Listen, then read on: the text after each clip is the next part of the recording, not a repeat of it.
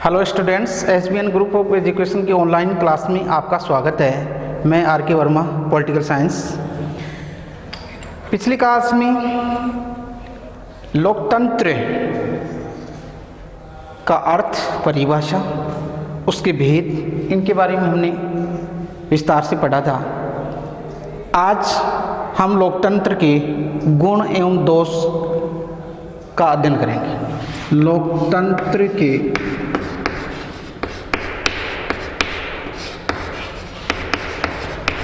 गुण एवं दोष, मेरिट और डीमेरिट ऑफ डेमोक्रेसी। लोकतंत्र के गुण एवं दोष का अध्ययन करेंगे। लोकतंत्र के जो गुण हैं वो विद्वानों ने अनेक प्रकार के बताए हैं। पहला, उच्च आदर्शों पर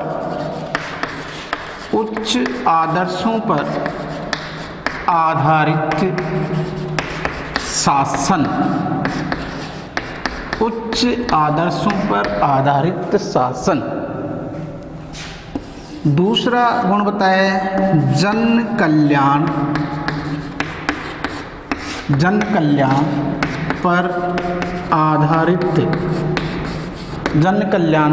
आधारित। तीसरा, लोक मत पर आधारित। नेक्स्ट, सार्वजनिक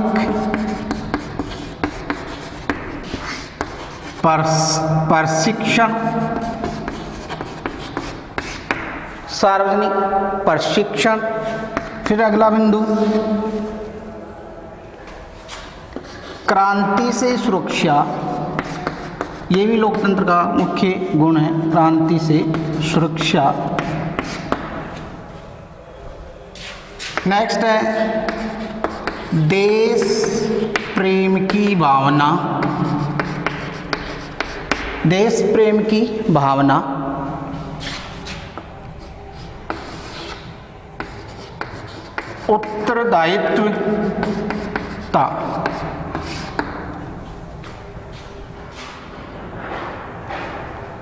उत्तरदायित्वता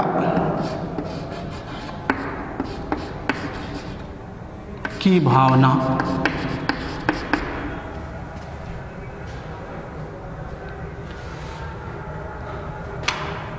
पहले बिंदु के रूप में अपन उच्च आदर्शों पर आधारित शासन बताया। लोकतंत्र का ये मुख्य गुण है।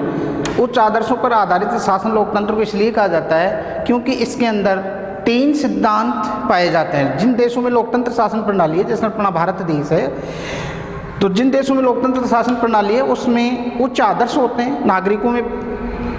यानी 3 सिद्धांत जो उच्च आदर्श के बताए गए हैं लोकतंत्र में, वो है समानता, स्वतंत्रता और बंधुता। 3 सिद्धांत होते हैं उच्च आदर्श के। समानता नंबर 1, पहला जो बिंदु है उसमें देखें आप, समानता। फिर दूसरा बताया गया है स्वतंत्रता और बंधुता। ये 3 आदर्श सिद्धांत कहलाते हैं लोकतंत्र के अंदर।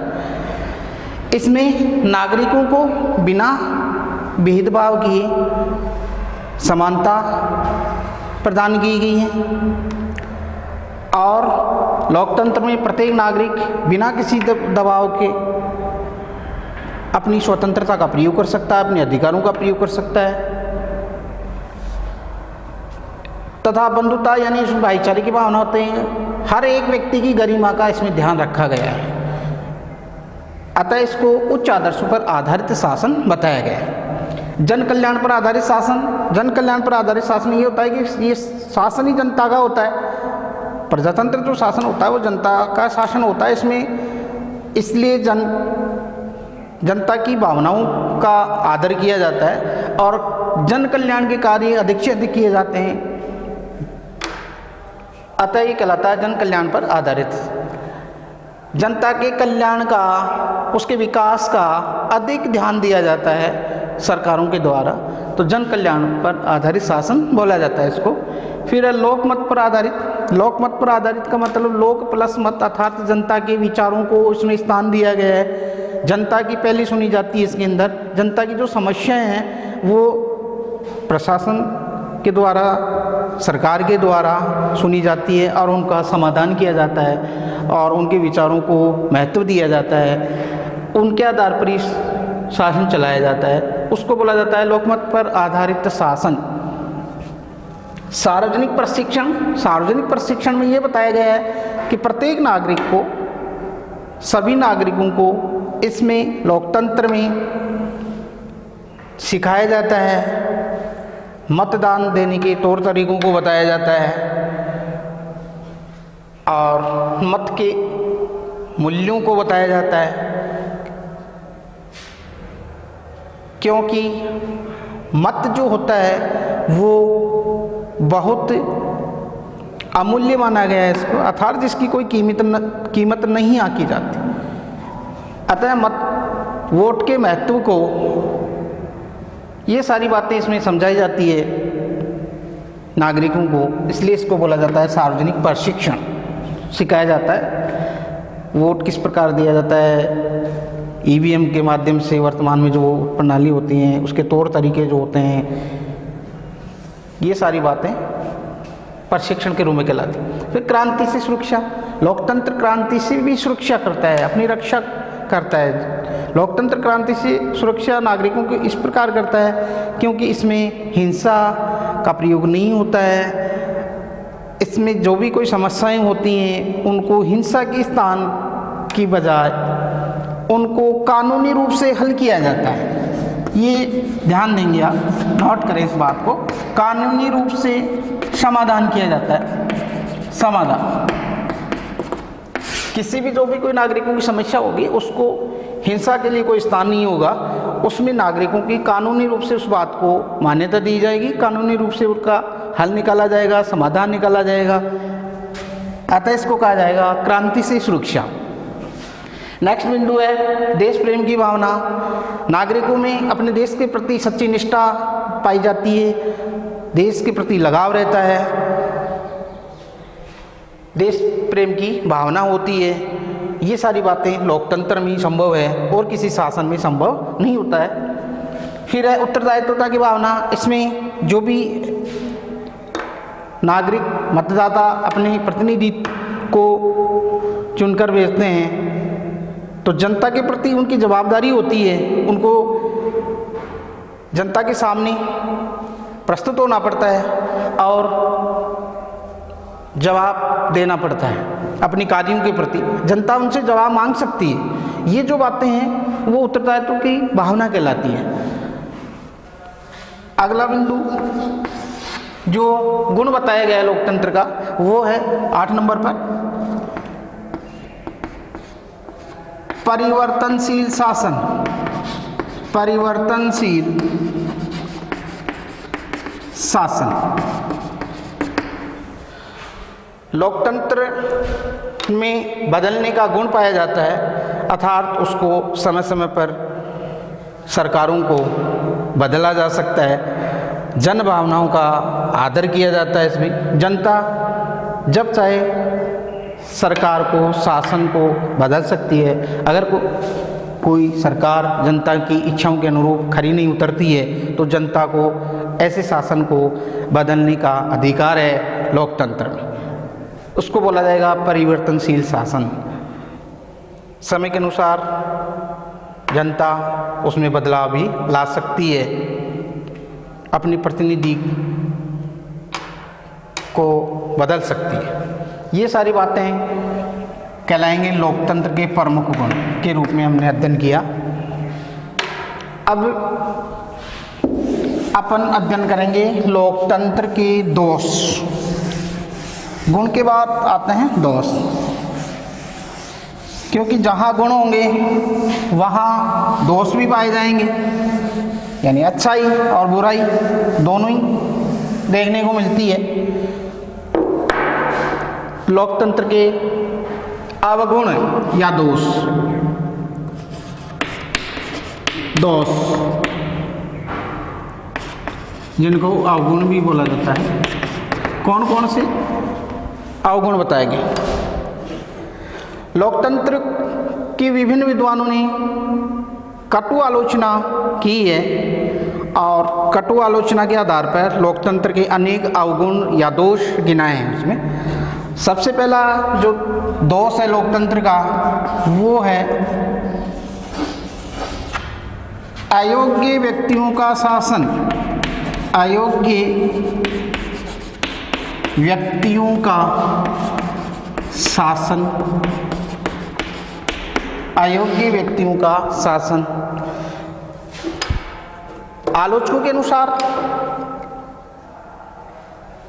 अरस्तु ने ये कहा है कि लोकतंत्र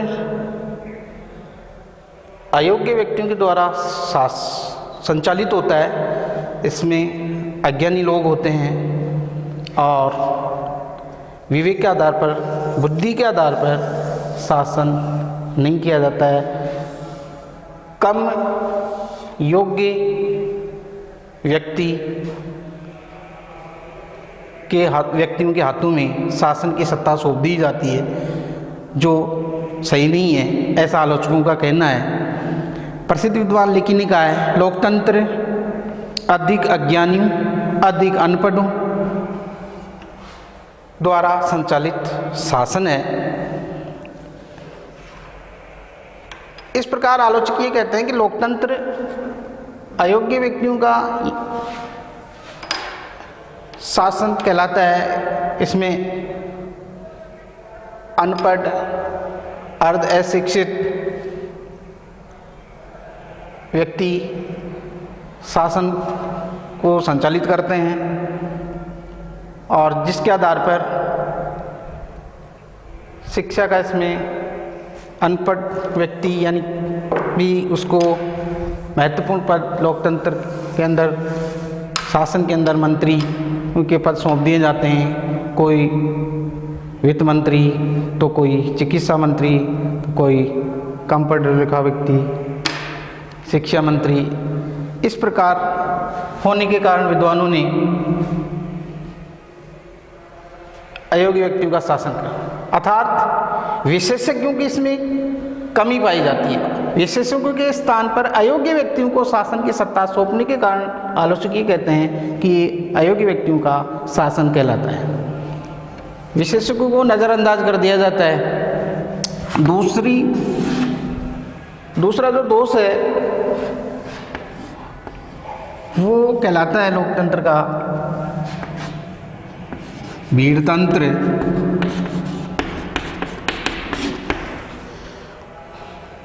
लोकतंत्र की भीड़तंत्र के रूप में आलोचना की जाती है, जिसका कटु आलोचक प्लेटो का शिष्य अरस्तु है। अरस्तु ने लोकतंत्र की कटु आलोचनाएं की हैं, लोकतंत्र का समर्थक नहीं है। अरस्तु इसको भीड़तंत्र यानी मोबोक्रेसी, डेमोक्रेसी को मोबोक्रेसी कहता है।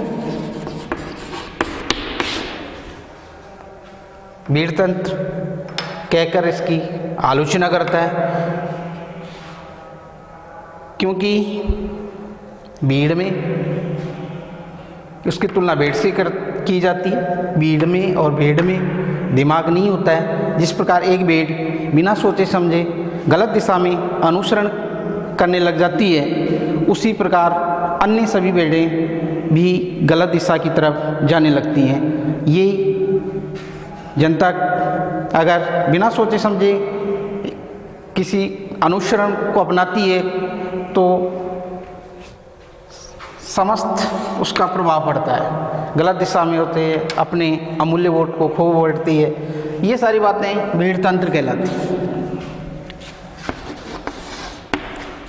फिर अगली आलोचना है बहुमत की तानाशाही।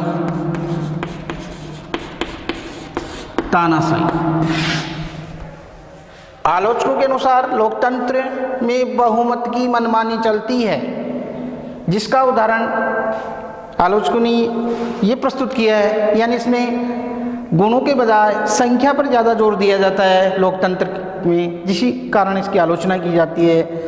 इसमें संख्या बल हावी है। संख्या बल, व्यक्ति की योग्यता, उसके गुण, उनको कम महत्व दिया गया है, गुणों को कम महत्व दिया गया है। यानी इसमें क्वालिटी के बजाय क्वांटिटी पर जोर दिया गया है,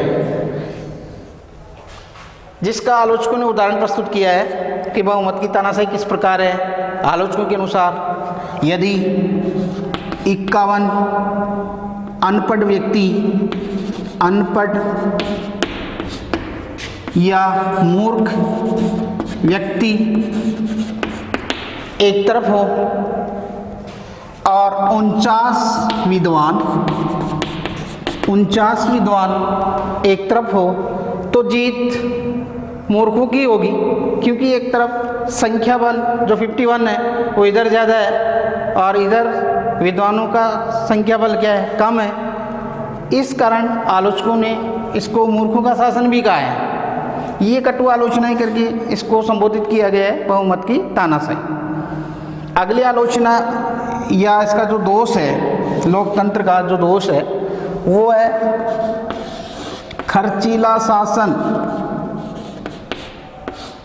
खर्चीला शासन, आलोचकों की दृष्टि से इसको खर्चीला शासन इसलिए कहा जाता है कि इसमें चुनाव जो प्रणाली होती है उस पर खर्चा ज़्यादा आता है, करोड़ों रुपए खर्च होते हैं। उदाहरण के लिए बार बार जब भी चुनाव होते हैं तो सरकार के द्वारा जो आदेश जारी किए जाते हैं पहचान पत्र बनाने में, वीडियोग्राफी से फ़ोटो युक्त जो पहचान पत्र बनाते हैं बार बार, उन पर जो करोड़ों का खर्चा आता है, इस दृष्टि से इसको बोला गया है खर्चीला शासन। अगला जो दोष है वो बताया गया है धनवानों का शासन।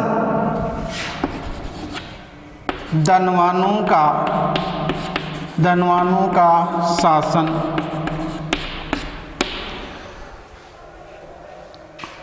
आलोचक लोकतंत्र को धनवानों का शासन कहते हैं। धनवानों का शासन इसलिए कहा जाता है कि इसमें सामान्यतः सिद्धांत रूप में तो चुनाव लड़ने का अधिकार दिया गया है, परंतु आलोचकों का ये कहना है कि लोकतंत्र में चुनाव लड़ना आसान काम नहीं है।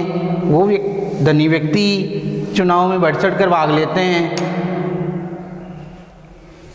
और अपने धन बल के द्वारा। धनवानों का शासन इसलिए किया जाता है कि इसमें धन बल पर ज़्यादा जोर दिया जाता है, धन बल का प्रयोग किया जाता है, इस कारण इसमें कमी है। धन बल के आधार पर चुनाव जीतने का प्रयास किया जाता है, लालच देकर वोट प्राप्त करने की कोशिश की जाती है। ये सारी बातें होने के कारण इसमें चुनाव के अंदर धन का प्रयोग पानी की तरह किया जाता है। ये धनवानों का शासन कहलाता है। तो खर्चीला शासन और धनवानों का शासन। अगला बताया गया है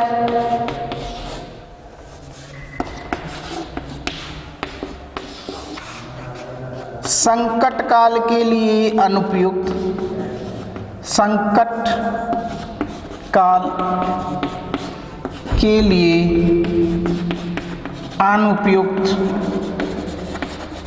अनुपयुक्त शासन। लोकतंत्र को संकट के लिए उपयोगी नहीं माना गया है। क्यों? क्योंकि लोकतंत्र बड़े राज्यों में अपनाया जाता है जिनकी आबादी ज़्यादा होती है, और ऐसी स्थिति में जो कम आबादी वाले राज्य हैं वहाँ सरकारें निर्णय लेने में त्वरितता दिखाती है, और इसमें संकट के समय एक दूसरे पर जिम्मेदारी डालने के कारण किसी बात का निर्णय लेने में काफ़ी देरी हो जाती है, तो देश संकट से जल्दी ही मुक्त नहीं हो पाता है। अतः आलोचकों ने इसको संकट के लिए उपयोगी नहीं माना है। ये इसकी आलोचनाएं की जाती है। अगला है दोष मतदाताओं की उदासीनता।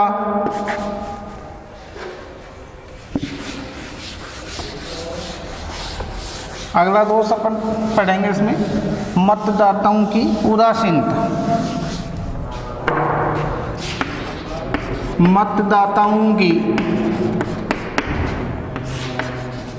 उदासीनता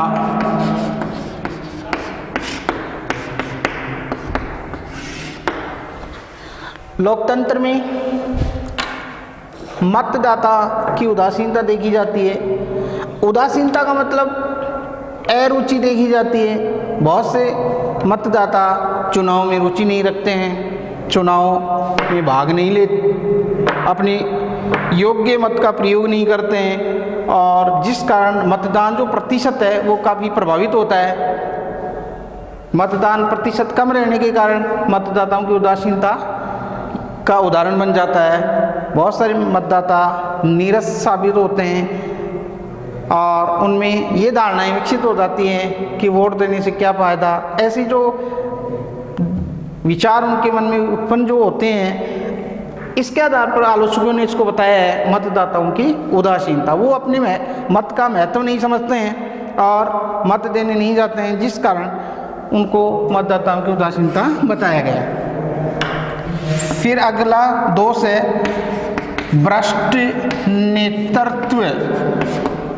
भ्रष्ट नेतृत्व लोकतंत्र की कमी के रूप में भ्रष्ट नेतृत्व को भी बताया गया है। लोकतंत्र में